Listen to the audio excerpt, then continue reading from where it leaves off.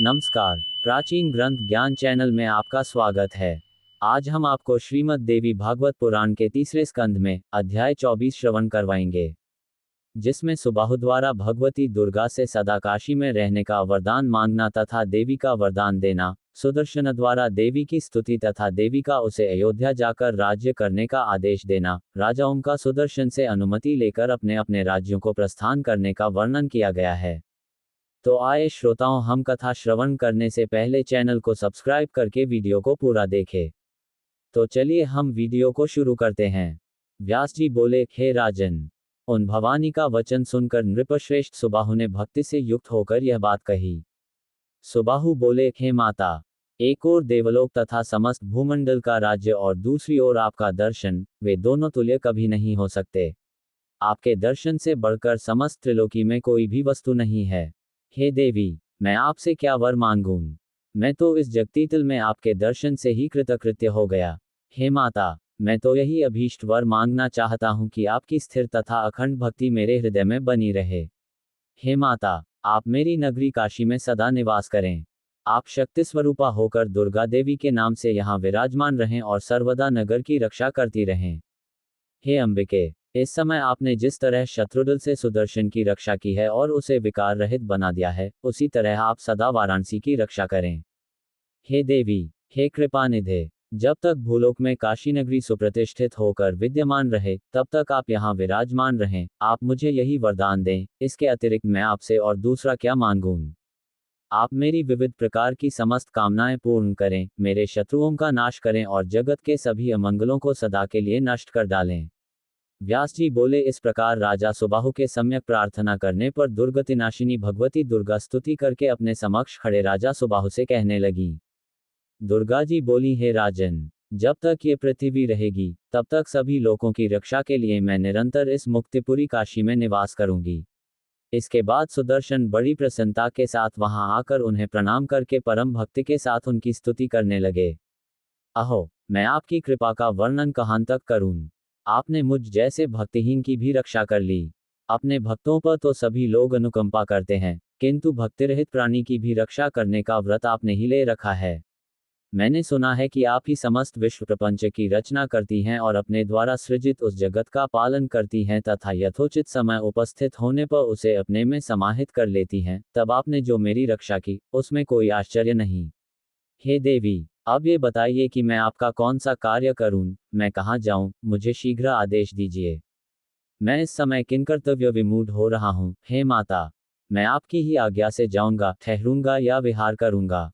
व्यास जी बोले, ऐसा कहते हुए उस सुदर्शन से भगवती ने दयापूर्वक कहा, हे महाभाग, अब तुम अयोध्या जाओ और अपने कुल की मर्यादा के अनुसार राज्य करो। हे नृपश्रेष्ठ, तुम प्रयत्न के साथ सदा मेरा स्मरण तथा पूजन करते रहना और मैं भी तुम्हारे राज्य का सर्वदा कल्याण करती रहूंगी। अष्टमी, चतुर्दशी और विशेष करके नवमी तिथि को विधि विधान से मेरी पूजा अवश्य करते रहना। हे अंग, तुम अपने नगर में मेरी प्रतिमा स्थापित करना और प्रयत्न के साथ भक्तिपूर्वक तीनों समय मेरा पूजन करते रहना। शरद काल में सर्वदा नवरात्र विधान के अनुसार भक्तिभाव से युक्त होकर मेरी महापूजा करनी चाहिए। हे महाराज, चैत्र, आश्विन, आषाढ़ तथा माघ मास में नवरात्र के अवसर पर मेरा महोत्सव मनाना चाहिए और विशेष रूप से मेरी महापूजा करनी चाहिए। हे नृप-शार्दूल, विज्ञजनों को चाहिए कि वे भक्तियुक्त होकर कृष्ण पक्ष की चतुर्दशी तथा अष्टमी को सदा मेरी पूजा करें।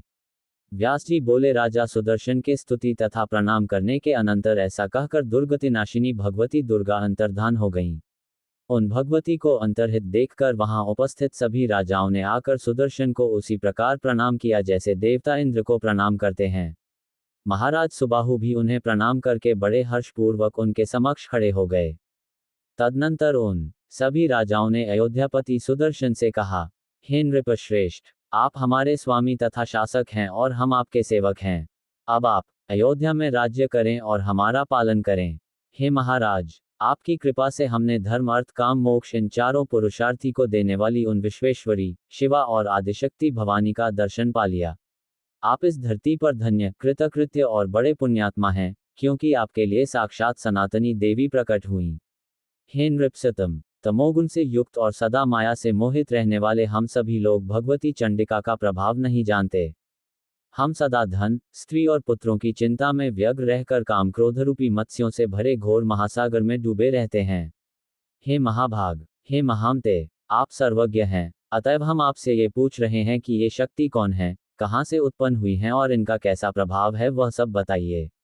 साधु पुरुष बड़े दयालु होते हैं, अतएव आप हमारे लिए इस संसार सागर की नौक बन जाइए। हे काकुत्स्थ, अब आप भगवती के उत्तम महात्म्य का वर्णन कीजिए। हे नृपश्रेष्ठ, उनका जो प्रभाव हो, जो स्वरूप हो तथा वे जैसे प्रकट हुई हों, ये सब हम आपसे सुनना चाहते हैं, आप बताएं। व्यास जी बोले, राजाओं के ये पूछने पर ध्रुव संधि के पुत्र राजा सुदर्शन मन ही मन भगवती का स्मरण करके हर्षपूर्वक उनसे कहने लगे। सुदर्शन बोले, हे राजाओं, उन जगदम्बा के उत्तम चरित्र को मैं क्या कहूँ, क्योंकि ब्रह्मा आदि तथा इंद्र सहित सभी देवता भी उन्हें नहीं जानते। हे राजाओं, वे भगवती सबकी आदिस्वरूपा हैं, महालक्ष्मी के रूप में प्रतिष्ठित हैं, वे वरेण्य हैं और उत्तम सात्विकी शक्ति के रूप में समस्त विश्व का पालन करने में तत्पर रहती हैं।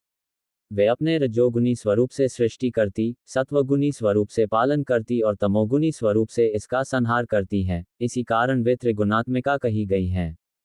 परम शक्ति स्वरूपा निर्गुणा भगवती समस्त कामनाएं पूर्ण कर देती हैं।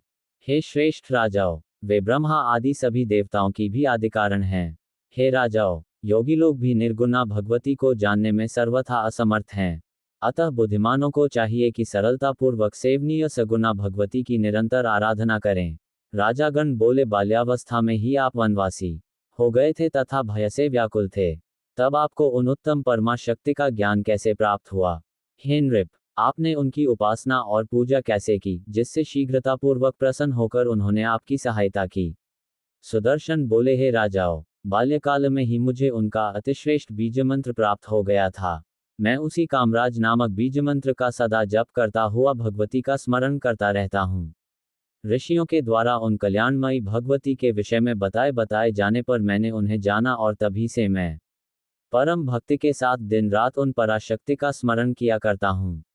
व्यास जी बोले, सुदर्शन का वचन सुनकर वे राजा भी भक्तिपरायण हो गए और उन देवी को ही परम शक्ति मानकर अपने अपने घर चले गए। सुदर्शन से अनुमति लेकर महाराज सुबाहु काशी चले गए और धर्मात्मा सुदर्शन वहां से अयोध्या की ओर चल पड़े। राजा शत्रुजित युद्ध में मारा गया और सुदर्शन विजयी हुए, ये सुनकर मंत्री लोग प्रेम से प्रफुल्लित हो उठे। राजा सुदर्शन के आगमन का समाचार सुनकर साकेत के निवासी विविध प्रकार के उपहार लेकर उनके सम्मुख उपस्थित हुए और सब राजकर्मचारी गण भी हाथों में नाना प्रकार की भेंट सामग्री लेकर आए। महाराज ध्रुवसंधि के पुत्र सुदर्शन को राजा के रूप में जानकर अयोध्या की समस्त प्रजा आनंद विभोर हो गई। अपनी स्त्री के साथ अयोध्या में पहुंचकर सब लोगों का सम्मान करके राजा सुदर्शन राजभवन में गए। उस समय बंदीजन उनकी स्तुति कर रहे थे, मंत्रीगण उनकी वंदना कर रहे थे और कन्याएं उनके ऊपर लाजा धान का लावा तथा पुष्प बिखेर रही थीं। नमस्कार, आज का वीडियो इतना ही। जानिए आगे क्या होता है अगले अध्याय के अगले वीडियो में। संपूर्ण देवी भागवत पुराण सुनने के लिए बने रहे हमारे YouTube चैनल प्राचीन ग्रंथ ज्ञान पर। धन्यवाद।